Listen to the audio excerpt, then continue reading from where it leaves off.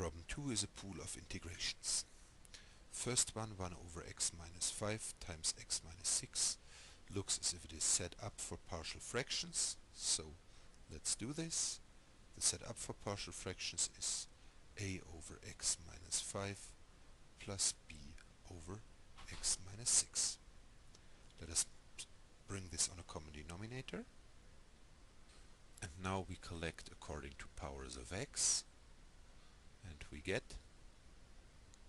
we take this and we compare it with our original fraction.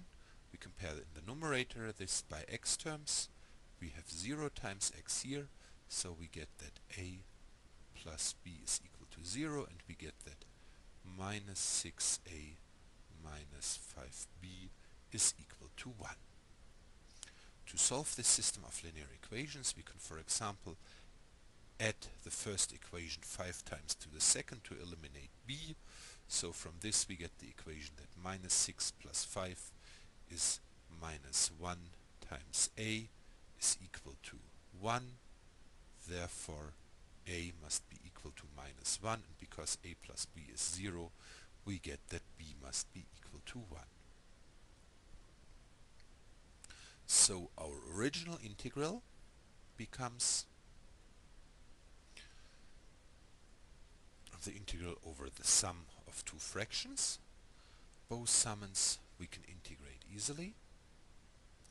The first one we get a logarithm, and we have a coefficient minus 1, so we get minus the logarithm of x minus 5 plus the logarithm of x minus 6 plus a constant of integration.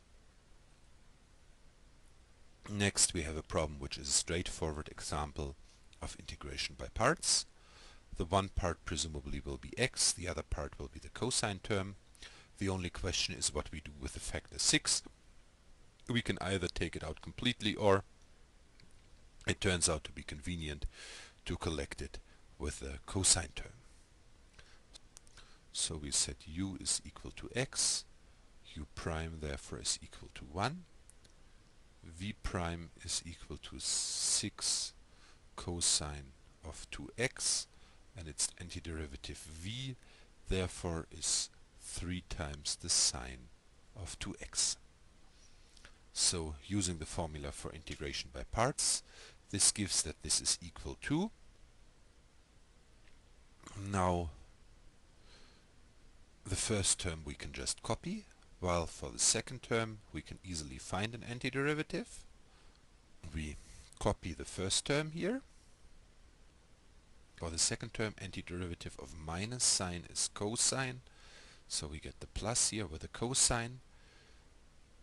To get an antiderivative for cosine 2x, we need to divide by 2, because will get the inner derivative 2, so we get 3 over 2 cosine 2x plus c, and that is the solution.